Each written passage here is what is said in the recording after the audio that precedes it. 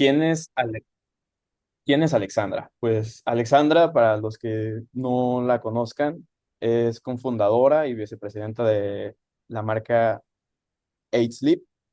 Lideró la construcción de esta marca y su crecimiento desde que era una pequeña startup hasta ahorita que ya tiene valuación de unicornio de $1.000 millones. Y es pionera en el concepto Sleep Fitness, que ha transformado a la industria y sobre todo a las personas para que entiendan mejor cómo es su descanso y rendimiento, además de que es experta en marketing, branding y creación de nuevas categorías de mercado.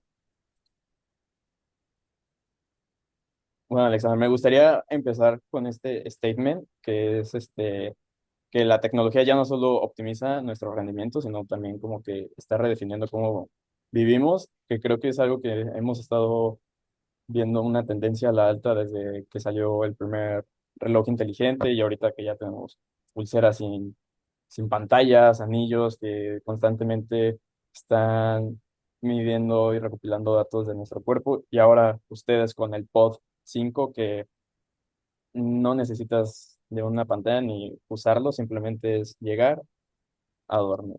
¿Qué opinas de este statement? ¿Crees que es correcto? Sí, no, definitivamente no. Cuando nosotros empezamos Eight Sleep, imagínate, en el 2014, no existían los productos que ves aquí en la pantalla.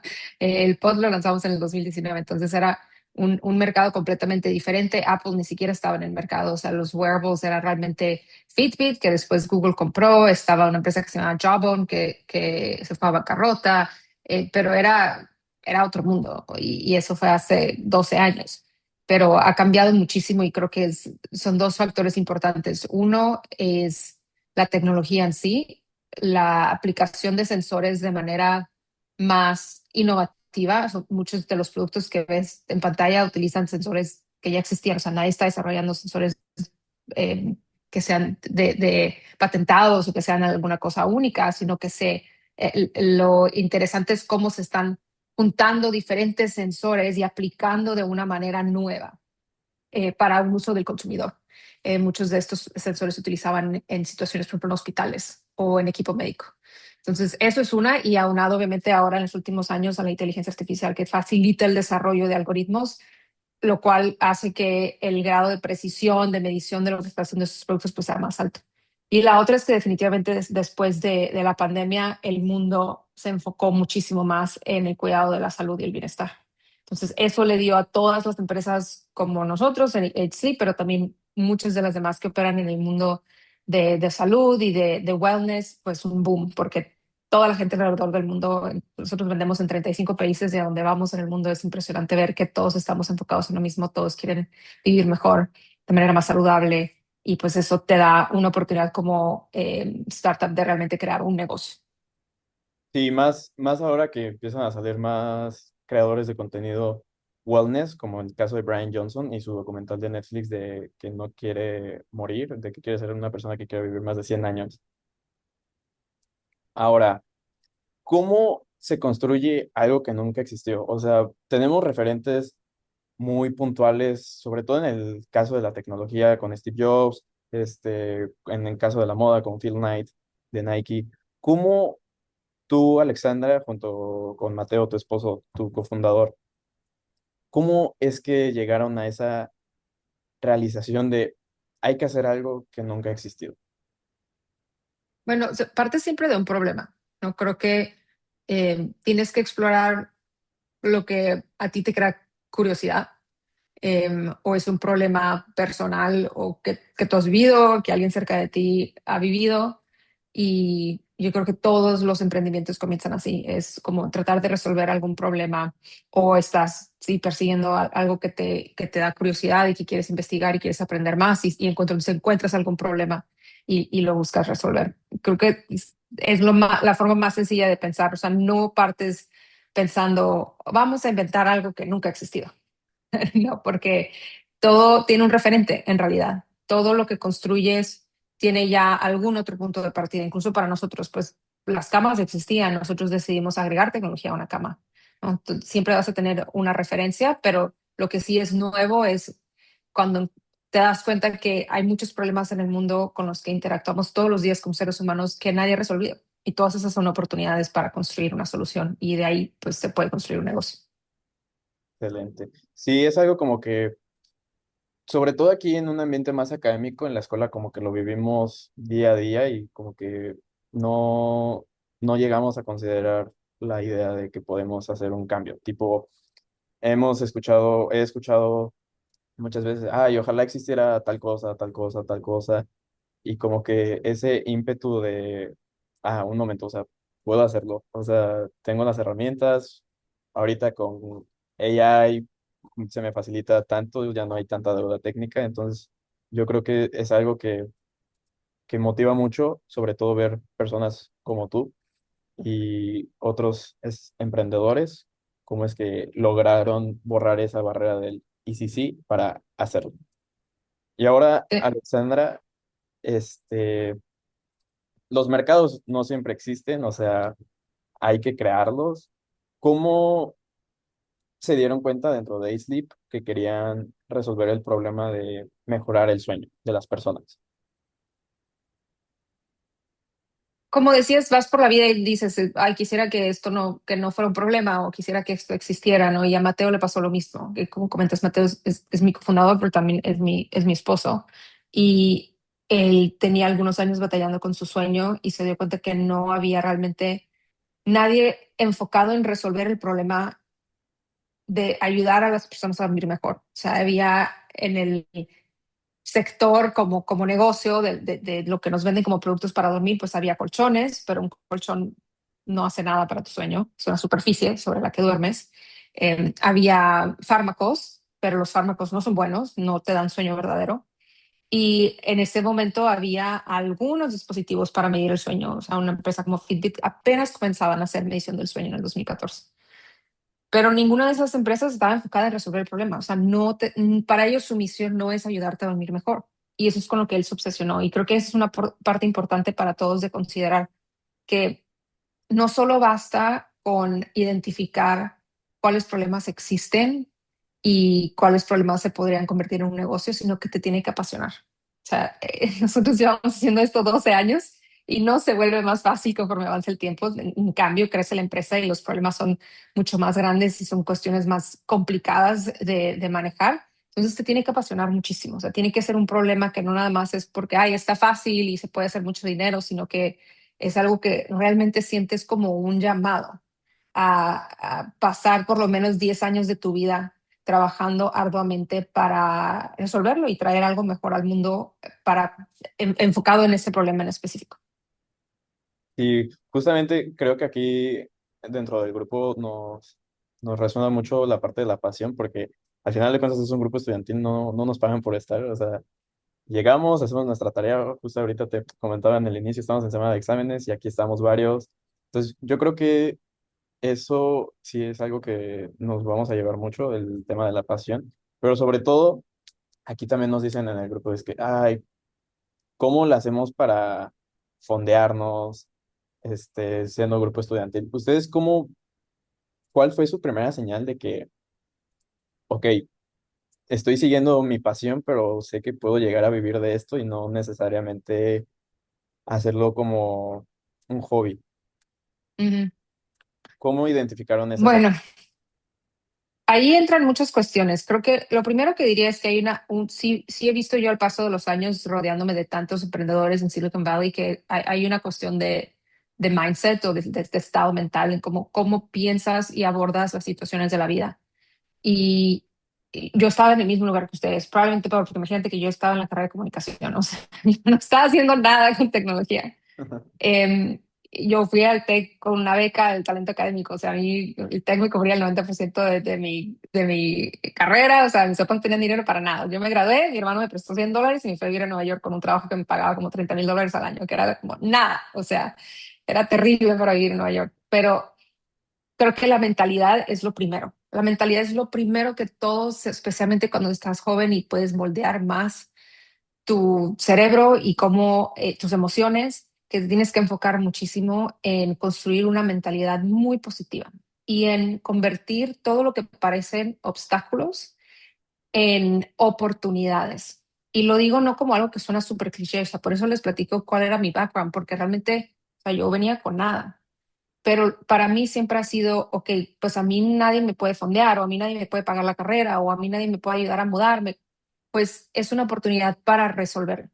No, y no se resuelve mágicamente y no se trata de manifestación, sino que ya solamente con verlo de una manera positiva y no dejar que te hunda emocionalmente, te va a dar ese empuje, ¿no? Para decir, ok, ¿cómo le voy a hacer? ¿Cómo lo voy a resolver? Si necesito inversión o si necesito un cofundador o si necesito alguien que me ayude con la parte técnica, lo que sea, no inmediatamente absorberlo como una cosa como positiva, como, ok, déjame ir a resolverlo, no pasa nada, no va a ser algo tan difícil. Y ya con eso te aseguro que vas a tener el 50% avanzado, porque la mayoría de las personas del mundo no piensan así. La mayoría de las personas van a ver todo eso como es que no, está muy difícil. Y todo eso se crea como un ciclo negativo y no te permite avanzar y no te permite resolver. Eso es lo más importante en lo que pueden trabajar, sobre todo esta, de verdad, se los digo, es su mentalidad, su mentalidad, su mentalidad. Y ya nosotros que venimos, que estamos en un sistema, no, en México, igual y nos vemos como fuera de donde suceden la mayoría de los negocios que vemos a nivel internacional, etcétera, no es imposible de verdad que en parte por esa mentalidad y por ver que sí tenemos la capacidad y que sí podemos llegar ahí, que no le tengan miedo a abrirse a esas ideas y a pensar que puede ser tú. De ahí parte todo. Después dices, ok, bueno, ¿cómo resuelvo cada una de estas situaciones? Tienes que entender cuál es tu específico problema, ¿no? O sea, qué es realmente lo que tú necesitas, porque cada negocio o cada startup va a tener una situación diferente. Creo que una de las desventajas o de las fuerzas un poco dañinas que ha creado tanto enfoque en las startups en los últimos 10 años y tantos medios y tanto ruido en redes sociales es que creo que la gente joven como ustedes igual lo ve y piensan que hay como un playbook, ¿no? Que dicen, todas las startups tienen que pasar por estos mismos pasos y si no pasas por ahí, no vas a tener éxito. En realidad esos pasos no existen. Yo veo startups que no siguen ningún patrón en absoluto. Un ejemplo están nuestros amigos, yo soy inversionista en Bending Spoons, acaban hace unos días de hacer su filing para cotarse en la bolsa, es una empresa basada en Italia. La historia de ellos es completamente anómala a lo que sucede en Silicon Valley, pero son unos mega, mega, mega cracks. O sea, si no han leído de ellos, los invito a leer, sobre todo los que se interesa todo el mundo del software. Hay todo tipo de empresas muy exitosas que rompen los patrones. Pero lo importante es que digas, ok, ¿qué es lo que tú necesitas para llegar a hacer dinero? Como empresa, tú como negocio, no se trata de levantar capital, no se trata de crear una marca padre, no se trata de tener cobertura en los medios. Tu objetivo es generar ventas, generar ingresos. Entonces, ¿cuál es la ruta más corta para llegar a tu primer dólar? Y de ahí vas a ir encontrando que cada empresa va a ser diferente. Para nosotros como Eat Sleep era crucial crear el producto porque cuando nosotros identificamos el problema del sueño, después decidimos abordarlo a través de sensores que van en la cama y a través de esos sensores entender cómo está durmiendo cada individuo y poder darles esa información, pues había necesidad de desarrollar un producto de hardware.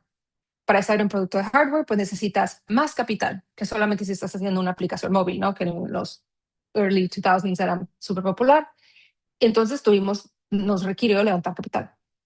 Pero no es así para todos, como decías antes, ahora hay inteligencia artificial, puedes desarrollar aplicaciones o sitios o lo que sea de otra manera y igual y no necesitas capital y te puedes saltar ese paso o lo puedes hacer más tarde.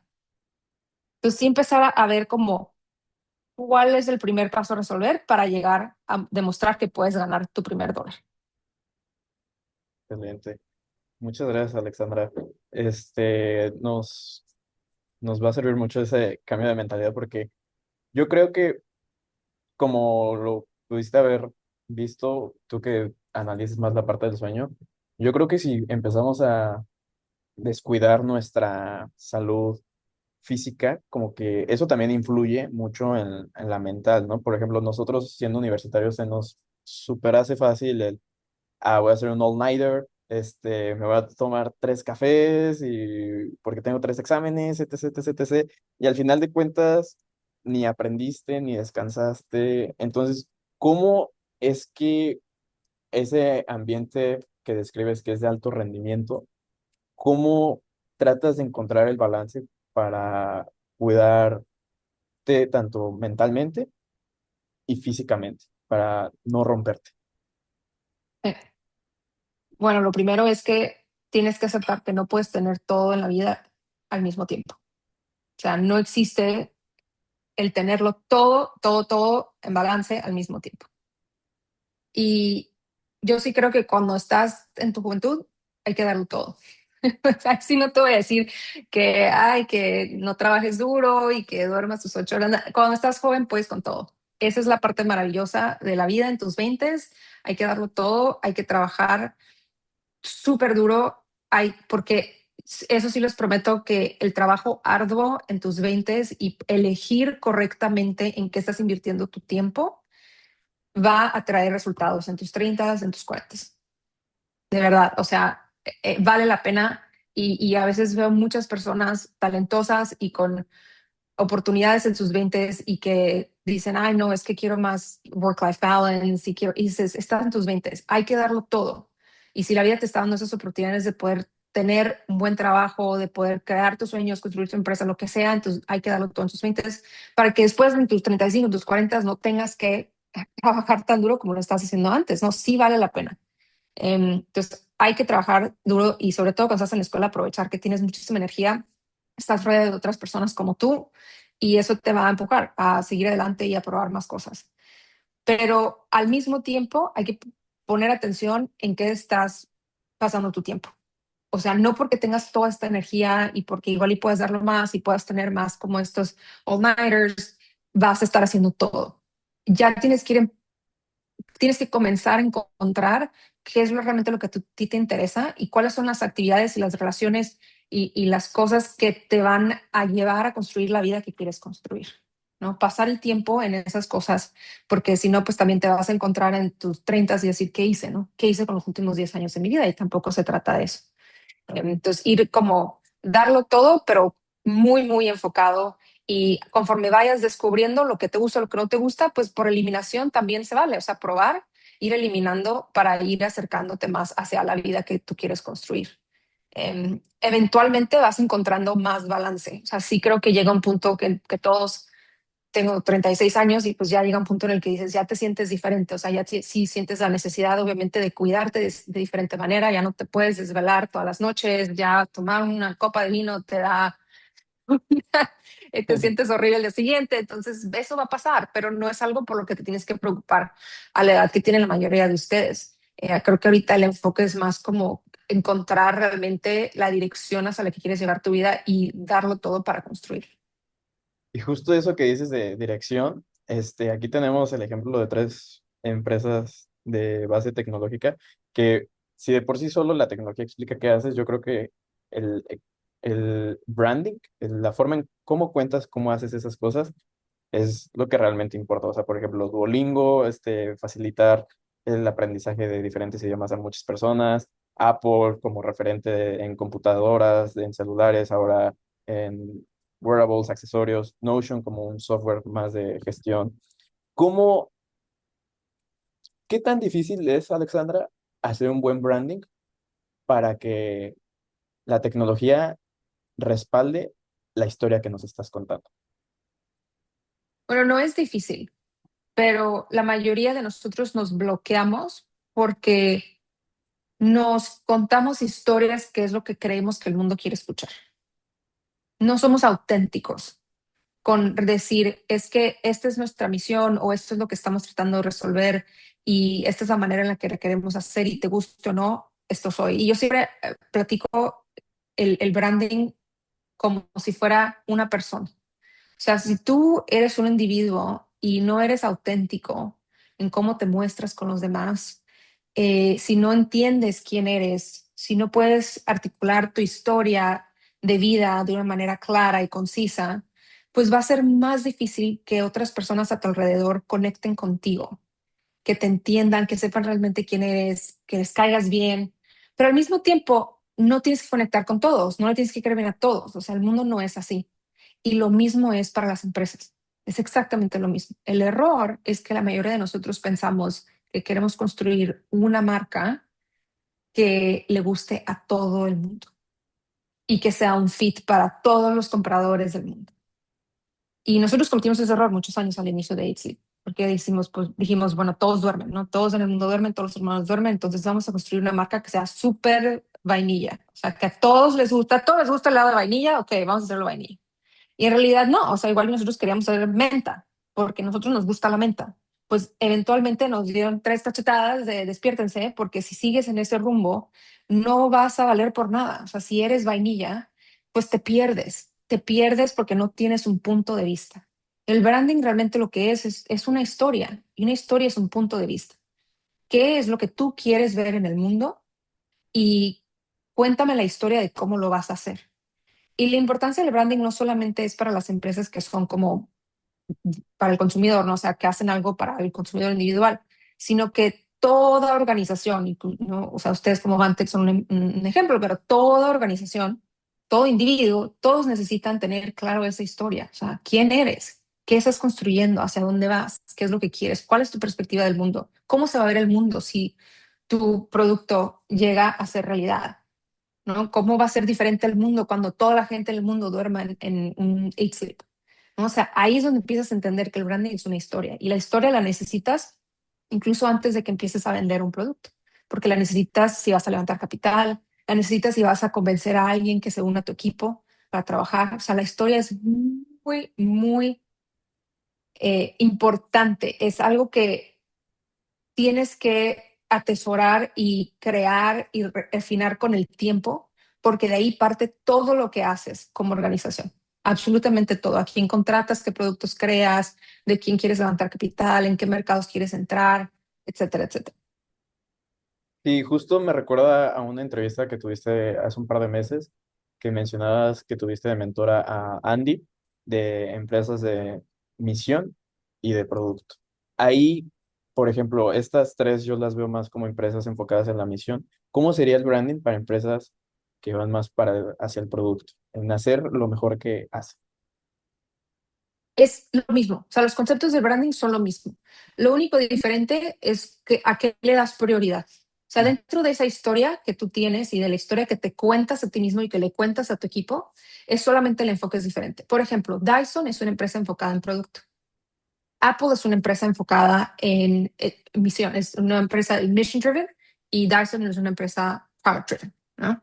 Y lo ves, o sea, si lo empiezas a analizar, ahí está todos los pequeños detalles, ¿no? Cuánto Apple le da prioridad a demostrar, obviamente van a hacer marketing de producto, obviamente, eso no tiene nada que ver, sino que si tú lo ves en la jerarquía de cuál es North Star, siempre va a ser cómo vamos a empoderar a la gente del mundo a crear lo que quieran crear y encuentran maneras dentro de sus expresiones de marca de conectar emocionalmente con ese lado del ser humano.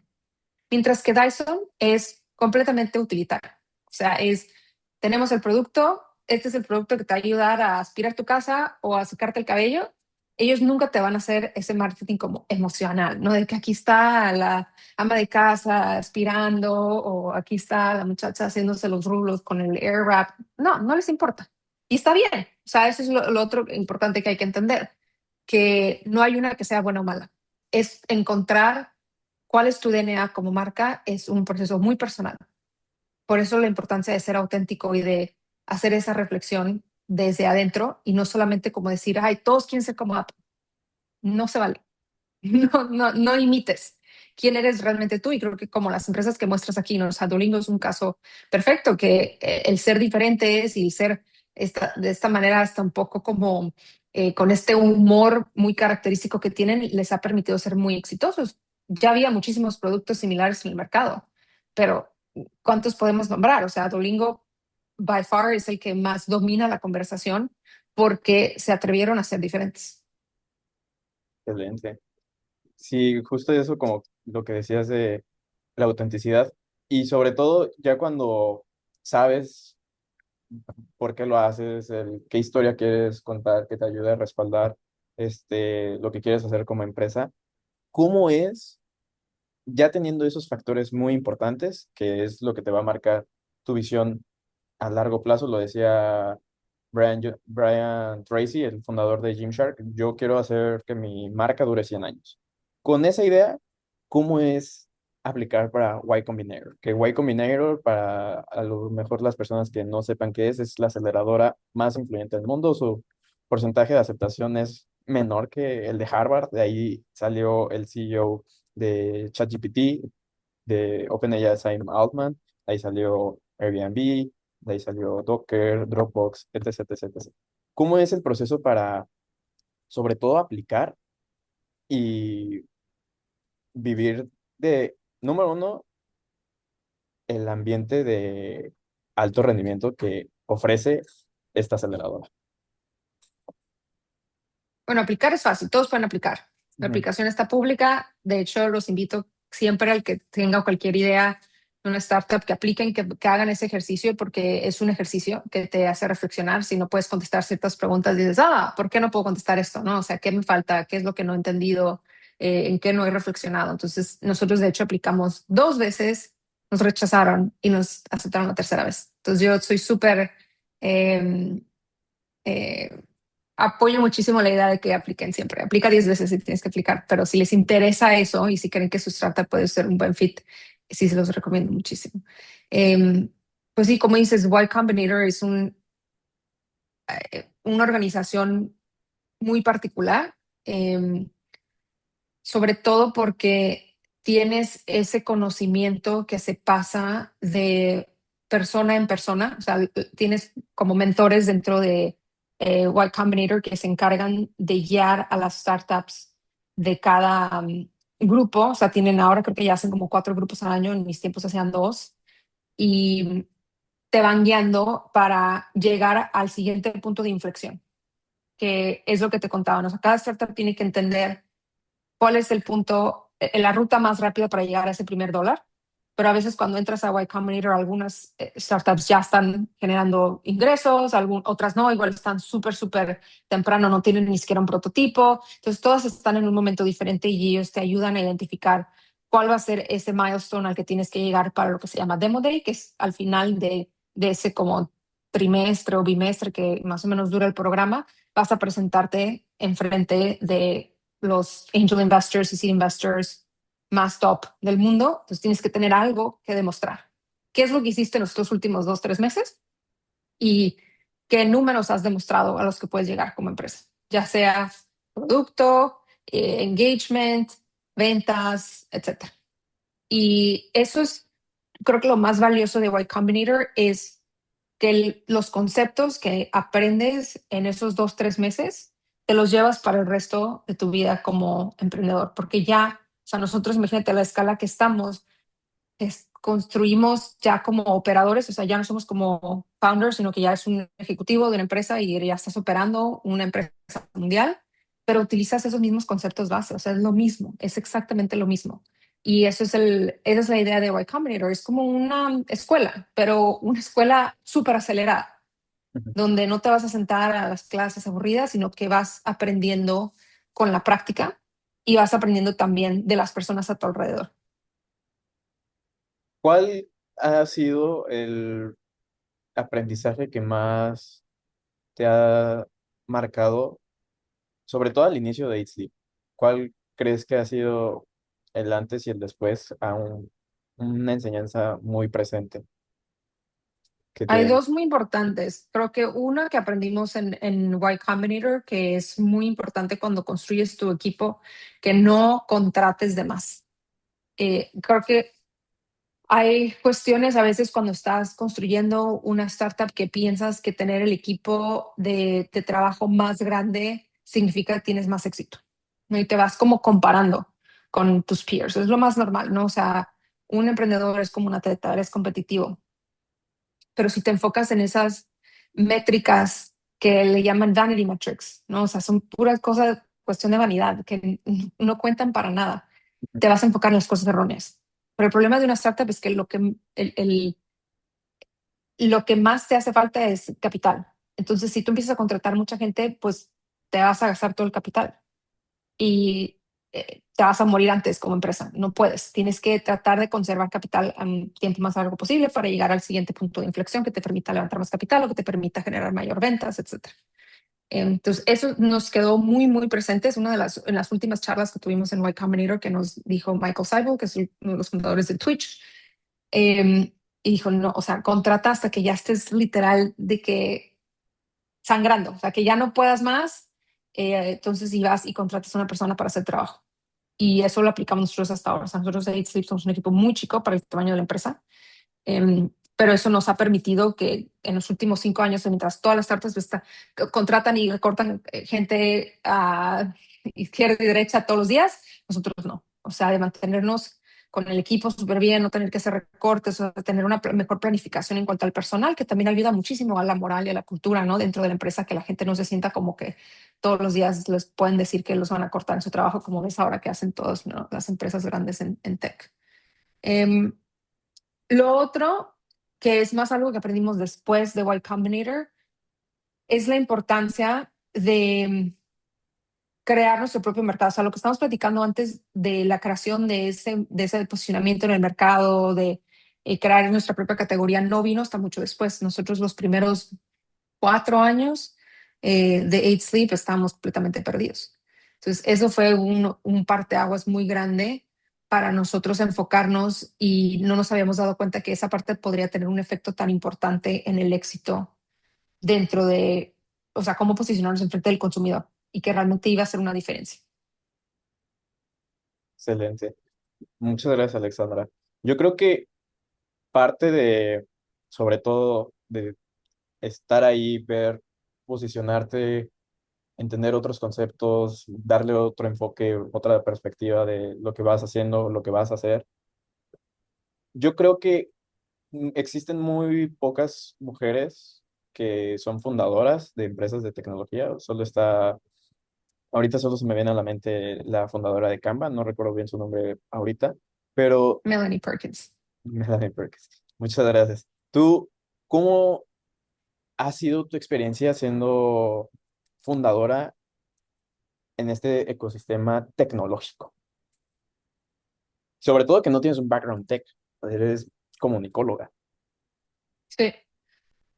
Bueno, yo he visto mi background en comunicación como una súper ventaja. O sea, AidSleep no estaría donde está ahora si no tuviera a una fundadora con ese background. No hubiera sido posible, absolutamente. Y yo doy mentoría a muchas empresas que construyen productos físicos, hardware, porque obviamente es lo que yo entiendo muy bien para consumidor, etcétera, etcétera. Y les falta esa parte, y es muy, muy, muy difícil, incluso para mí, dar esas mentorías, porque no todos tienen esa pasión como yo tengo por lo que hago, ¿no? Y lo que es construir una marca y comunicar y crear y diseñar. Y, o sea, yo en Netflix hice todo, o sea, diseñé la página, diseñé la aplicación, o sea, o sea, todo. Ahora ya no lo hago, obviamente, pero mi equipo lo hace. Ujú. Entonces, para mí, por eso le digo que el mindset es tan importante, porque yo nunca lo vi como una desventaja. Yo nunca pensé que me hacía falta tener un título universitario en tecnología, jamás. Para mí era como, yo entiendo lo que yo estoy aportando,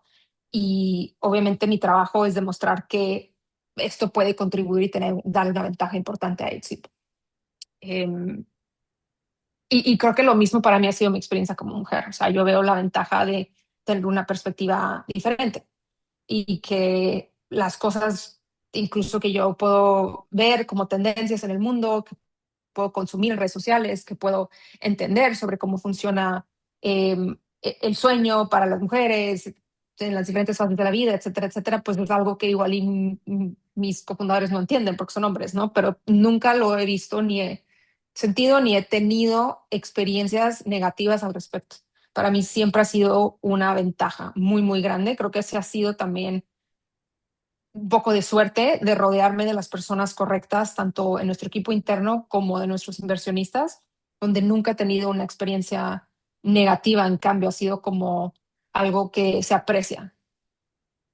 Sí, justamente esta pregunta te la hacía porque aquí en el grupo, este, sí tenemos chicas que estudian ingeniería y sobre todo, también tenemos gente que estudia marketing, más business, pero las chicas que estudian ingeniería muchas veces son tres en un salón de 30.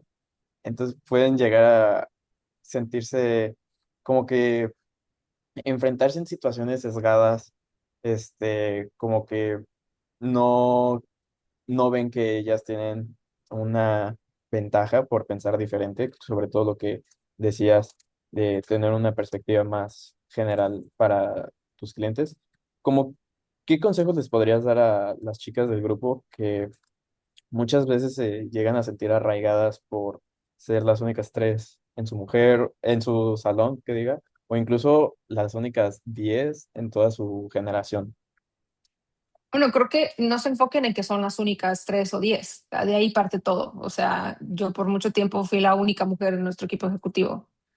¿Crees que no quisiera contratar mujeres? Sí, pero contratas al que sea el mejor. O sea, y te va a pasar en toda la vida como mujer, nos guste o no nos guste, y mientras más subas en tu carrera, menos mujeres hay a tu alrededor. Entonces, no hay que enfocarse en que si soy la única o soy, sino hay que encontrar los espacios que te permitan desenvolverte de la manera correcta. O sea, eso sí. O sea, no te voy a decir que te sientes en la mesa llena de tiburones que te odian porque eres mujer y no te quieren ahí, y ellos quieren nomás estar creando sus cosas solos y hablando de sus cosas de hombres. Pues no, salte de ahí. O sea, los ambientes incorrectos también te dañan. Pero sí existen muchos ambientes correctos, aunque no sean 50-50 hombres y mujeres, que te van a permitir desarrollarte y crear y convertirte en la mejor versión de ti. No tienen que ser todos los ambientes 50-50 para que sean el ambiente correcto para ti. Y lo ven, como dices, hay muchas personas que estudian carreras donde pues, el balance, en mi caso en comunicación era diferente, era el opuesto. Era 10% hombres, 90% mujeres, ¿no? Pero se trata de encontrar, ok, dónde me siento bien, aunque igual y sea la única persona con ese background. Me pasa lo mismo, soy la única mexicana en muchos de los ambientes donde estoy. No me paso la vida pensando en eso. No pienso dónde entro hay, cuántas otras personas como yo hay. Pero sí te apuesto que cuando voy a esos lugares, cuando les digo que soy de Tijuana, todos se acuerdan, porque ¿cuántas veces en la vida han conocido a una persona de Tijuana? Nunca. Cuando conocí a Serena Williams, le dije que era de Tijuana. Wow, yo crecí yendo a Tijuana desde Compton, mi papá nos llevaba de vacaciones a Rosarito. ¿Cuántas otras personas crees que se acordó de esa noche de dónde eran? Nadie, porque pues para ella conectó Tijuana con su juventud, ¿no? Y cuando estaba creciendo. Entonces hay que, por eso digo que es toda esta mentalidad y obviamente encontrar los ambientes que te van a permitir desarrollar tu manera correcta. Después está el otro lado también, o sea, muchos de ustedes que están de la otra parte donde son la mayoría, pues entender que no puedes construir un equipo que gane si no tienes un poco de esa diversidad de mentalidad y de experiencias. Entonces, si estás en una clase, en un ambiente donde la mayoría son hombres y hay 10 mujeres, pues créeme que tu equipo va a ser mucho más fuerte si incorporas a mujeres, ¿no? Entonces también está de la otra parte en utilizar esa ventaja, esa diversidad de ideas y de experiencias y atraerla hacia tu equipo, porque sí va a ser un equipo ganador si tiene esa ventaja. Entonces, no solamente está en nosotras como mujeres querer siempre encajar, sino que la otra parte también hay que encontrar personas que entienden la ventaja de tenernos en esos ambientes. Excelente. Yo creo que esto se lo van a llevar mucho las chicas, sobre todo que en una plática pasada que tuvimos con Mae de la Puerta, que era la única en su clase en Harvard, entonces ella sentía como que no daba porque sus demás compañeros le presumían mucho sus internships, pero cuando era TA se daba cuenta que estaban reprobando todos igual que ella. Entonces, como que es justo bajarle los humos. Y yo creo que esa perspectiva de tener esa diversidad dentro de tu equipo, ¿cómo le hacemos nosotros, Alexandra, cuando se propone una idea muy innovadora, a lo mejor algo que ciertamente en papel no se parece a lo que venimos haciendo, pero si ya lo enfocamos más a detalle, tiene nuestro mismo DNA? ¿Cómo le hacen? Por ejemplo, ustedes que tienen el pod, este, supongo que en algún momento le dijeron, ¿para qué integrar un asistente de AI? ¿Cómo le hacemos como para dar ese salto a esta pequeña cosa complementaria va a cambiar el juego de lo que ya tenemos? No creo que en las ideas y en entretener ideas, mi filosofía es que siempre hay que considerarlas y entretenerlas, las ideas, sobre todo cuando estás trabajando en un equipo. O sea, nosotros como Eclipse somos un equipo, ¿no? Entonces, Mateo y yo hablamos de ideas todo el tiempo. O sea, si tiene ideas todos los días. A veces me trae ideas y yo sé que cada vez idea suena bien tonta, pero mi filosofía es entretenerla siempre, siempre entretener, o sea, no tener una apertura, porque de ahí empieza la innovación. Si siempre estás con el no, pero eso está muy caro, va a salir muy caro desarrollarlo, no, pero nadie lo va a querer comprar, no, pero nadie va a pagar a eso, no, pero ya hay alguien que lo hace, ya empezaste mal. Siempre hay que empezar, por eso va, vuelvo al mindset, toda esa mentalidad de decir, todo es posible, ¿por qué no? Vamos, a ver, vamos a discutirlo, vamos a platicarlo, vamos a entretenerlo, a desarrollarlo, a desmenuzar todos los conceptos y las oportunidades y las ideas, etcétera, etcétera. Y luego ya puedes decir, ok, va o no va. O sea, tampoco tienes que construir todo. Y lo mismo aplica cuando estás innovando sobre algo que ya existe. Nosotros estamos con ideas todo el tiempo y las exploramos y pensamos y discutimos y vemos ya desde los diferentes puntos de vista, desde lo clínico hasta el desarrollo de hardware, hasta el desarrollo de software, del marketing, o sea, desde todos los ángulos como equipo ejecutivo decir, ¿esto vale la pena o no? O sea, sí nos va a crear un ingreso incremental al que tenemos ahora de ventas o no, cuánto nos va a costar desarrollarlo versus cuánto dinero nos va a hacer. Entonces ya empiezas a verlo ya de una manera más pragmática, pero lo inicial es poder innovar pues sin barreras, ¿no? Y poder discutirlo abiertamente. Y creo que eso es donde la diversidad de ideas y de perspectivas es súper, súper importante. Porque ya cuando tienes un equipo y las personas, si todos piensan igual, todos van a tener la misma información en su cabeza, ¿no? Pero ya cuando tienes a personas que traen backgrounds diferentes, ideas diferentes, que consumen diferente información durante su tiempo libre, que están atentos a diferentes partes de lo que está sucediendo en el mundo, y entonces los traes a la discusión y sí ves que va a haber una discusión mucho más positiva, eh, porque todos van a traer algo que aportar y no nada más estamos sesgados hacia la misma área. Y sobre todo esto que nos vas diciendo de fortalecer nuestra mentalidad, tener otra perspectiva, globalizarnos. ¿Hay algún libro, algún contenido en internet que recomiendes que, por así decirlo, sea como un playbook, aunque sabemos que no existe, más bien como una guía? O sea, porque muchas veces cuando eres joven, sobre todo, yo creo que en el caso más particular de hombres, lee Padre Rico, Padre Pobre, o sea, como cosas muy generalistas. ¿Hay algún libro que recomiendes, sobre todo para founders o incluso cambio de mentalidad? No, eh, no como libro. Yo lo que recomiendo es que tengas mucho cuidado en cuanto a lo que consumes. O sea, que sí crees como una dieta de consumo de medios y que lo veas como eso, como una dieta, o sea, todo lo que tú te estás alimentando. Que pongas atención quiénes son esas personas de las cuales estás consumiendo contenido. Porque es un poco como la regla que te dicen que te conviertes en la suma o en el promedio de las 5 personas con las que más pasas tiempo. Bueno, lo mismo sucede ahora con lo que consumes en línea, porque igual ahora mucha gente pasa más tiempo consumiendo contenido de personas en línea de lo que pasa con personas a su alrededor, ¿no? Físicamente, con amigos, etcétera. Entonces hay que decir, ok, ¿de quién estoy consumiendo? ¿Y qué es lo que me está aportando ese contenido? Entonces, yo sí soy muy fan de que identifiques a las personas que más admiras en su rubro y que cada 6 meses o cada año limpies esa lista. O sea, porque tienes que ir como un poco subiendo la vara, ¿no? Alzando la vara y decir, ok, ahora igual esta persona ya no es suficiente, necesito a alguien más. Y yo busco escuchar de personas que me parezcan muy inteligentes a mí, que yo diga, wow, siempre que escucho a esta persona, siento que quiero ser como ellas, porque para mí ser una persona inteligente es lo más importante. Para mí no me importa vestirme a la moda, ni comprarme los últimos zapatos, ni entonces a mí, por ejemplo, el contenido que muchas mujeres nos rodea me repulsa, porque creo que en tus redes sociales todo lo que nos enseña como mujeres es cómo te tienes que ver y cómo te tienes, sabes, todas esas cosas como solamente de la apariencia. Entonces yo me enfoco como cómo puedo limpiar ese contenido que a veces me absorbe, como a cualquiera nos toma, no, nos toca y te está ahí como que jalando, y decir, ¿cómo puedo escuchar de personas que a mí me parezcan, que me inspiren porque son personas interesantes, inteligentes, que cuando las escucho digo, wow, aprendí algo? Y no tienen que ser mujeres, pueden ser cualquiera, ¿no? O sea, a mí me encanta ir a las entrevistas de Mark Andreessen, me parece una persona súper inteligente porque lee de todo. O sea, y Mark habla de eso. Mark Andreessen es un venture capitalist y un founder también, creador de Netscape, y habla de filosofía y habla de historia y es una persona que ha cultivado su cerebro por muchas diferentes fuentes de información. Las entrevistas que hace David Senra, me parecen increíbles, las recomiendo muchísimo. Patrick O'Shaughnessy hace súper buenas entrevistas también. Me gusta escuchar de personas así y de las personas que ellos están entrevistando porque se aprende mucho y vas entendiendo que el poder que esas personas tienen y el éxito realmente viene desde esa mentalidad y cómo han construido sus ideas, sus conceptos y su forma de vida, que todo es un resultado de lo que tienen en el cerebro y de sus emociones.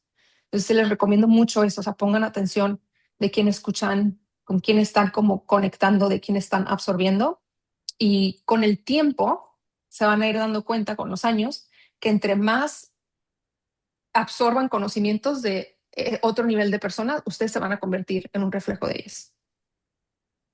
Bueno, Alexandra, ya para ir finalizando en esa parte de la plática y no estar tú y yo nada más platicando, si tienen alguna pregunta que le quieran hacer a Alexandra de su trayectoria, de su experiencia en Eat Sleep, de cómo es trabajar con las diferentes marcas, personas, el chat está abierto, pero antes de que empiecen a llegarnos las preguntas, yo tengo una duda, Alexandra. ¿Cómo es que llegas a ser patrocinadora de un equipo de Fórmula 1? Como ahorita eres con Aston Martin. ¿Cómo llegas a ese nivel? Bueno, nosotros llegamos a la Fórmula 1 desde el 2022, 2023, probablemente. Primero con Mercedes. Nosotros, bueno, a raíz de que reposicionamos la marca, como te platicaba, que fue uno de estos momentos como parteaguas para nosotros como empresa y enfocamos Eight Sleep en ser realmente una marca que se construía desde un punto de autenticidad, en cómo veíamos nosotros como founders, lo que era el sueño, lo que era la categoría que queríamos construir, cómo queríamos expresar la marca. La parte de los deportes se volvió un elemento importante en comunicar la marca. Entonces, a raíz de eso empezamos a trabajar con atletas de una manera muy orgánica, muchos atletas utilizando nuestro producto. Después empezamos a crear campañas con ciertos atletas en diferentes deportes y entonces de ahí nace el interés de Mercedes F1 Team de decir, no les interesaría como empresa trabajar con nosotros y nosotros, pues nunca lo habíamos pensado porque obviamente es un deporte muy caro. eh, y en ese entonces, pues hace que a 3, 4 años éramos más pequeños y lo exploramos y se dio. Entonces de ahí empezó y empezamos a comprender cómo funcionaba patrocinar a los equipos o por ejemplo trabajamos con Charles Leclerc, que es uno de nuestros investors, que también es un embajador de la marca. La Fórmula 1 es un deporte del cual Mateo siempre ha sido fan. Él, de hecho, corre carros, su papá corre carros, él creció en Europa, entonces es algo que sucede como deporte en Europa.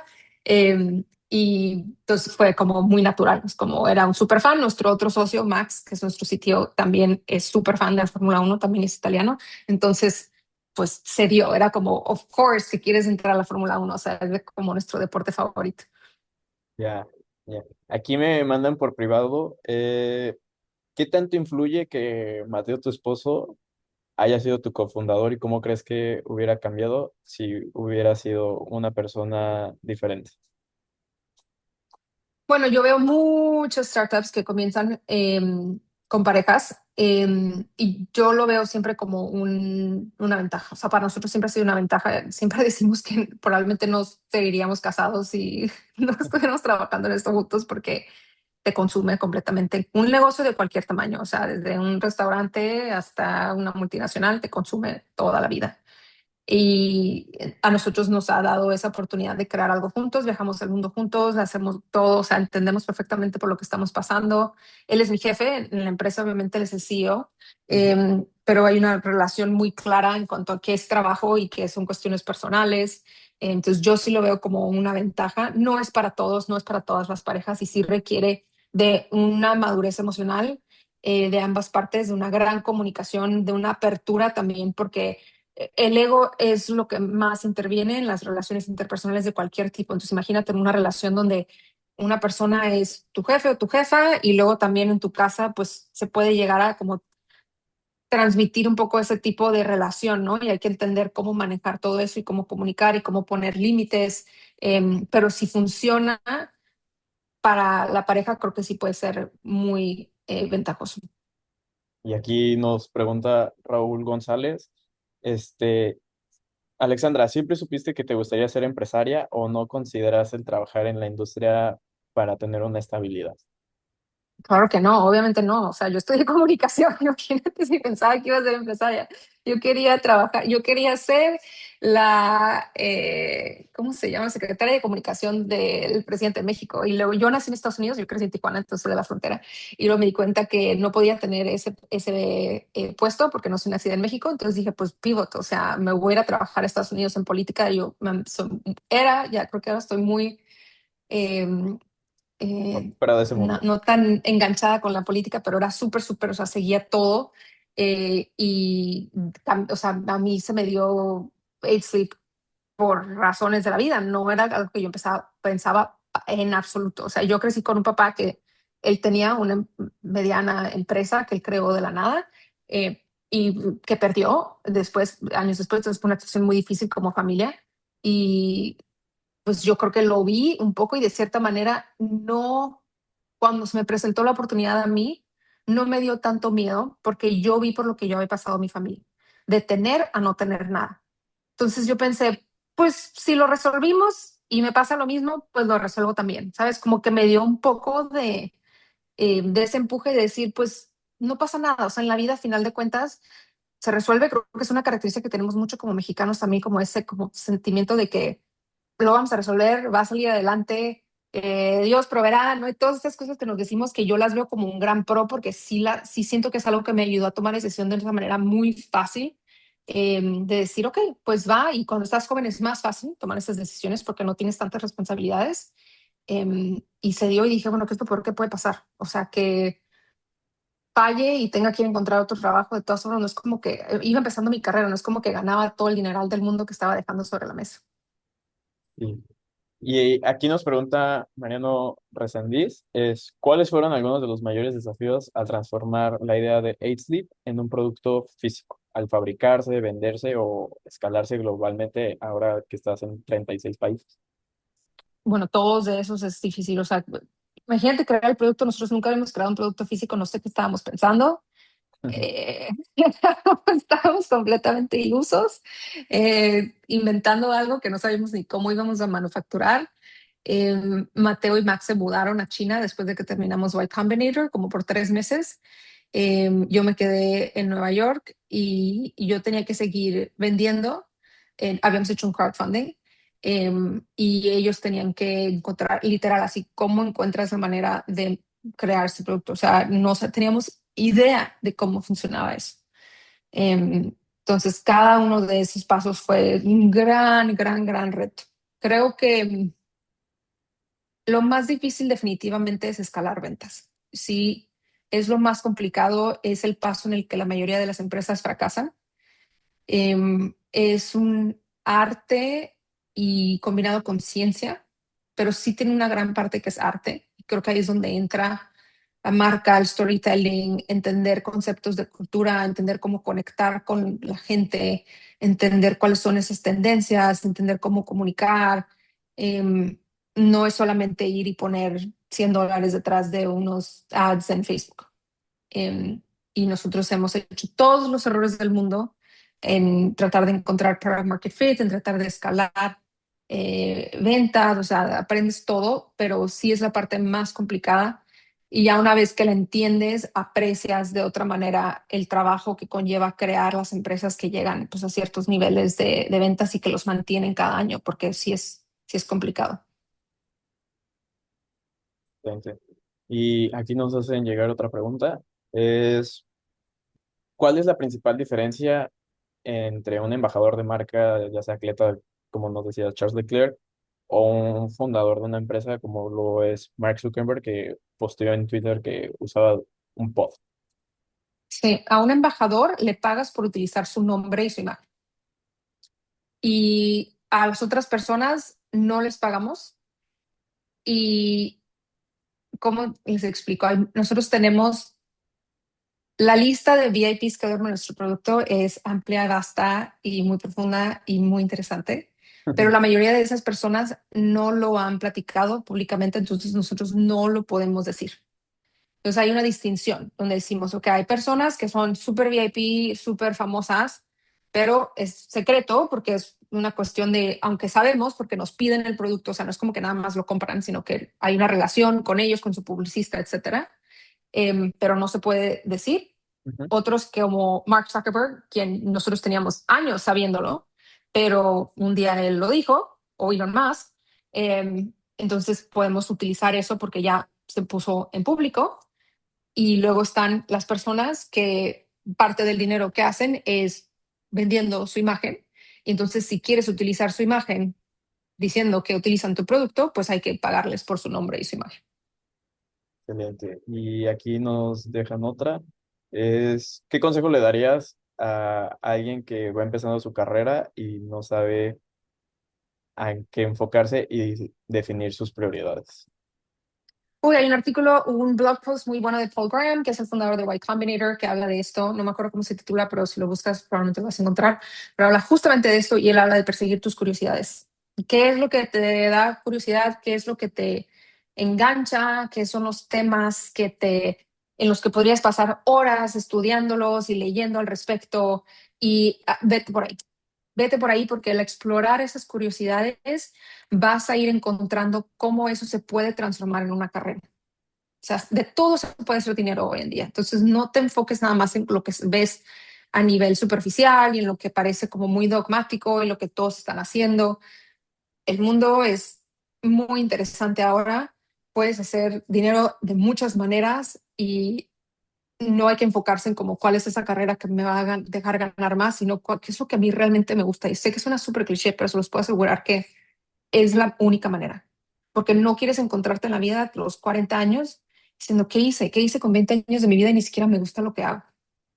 Es mejor batallarle más al inicio, explorar más cosas, pero siempre persiguiendo como esas cosas que a ti te enganchan, que a ti te dan curiosidad, y que lo que tú pudieras hacer si no te pagaran por hacerlo.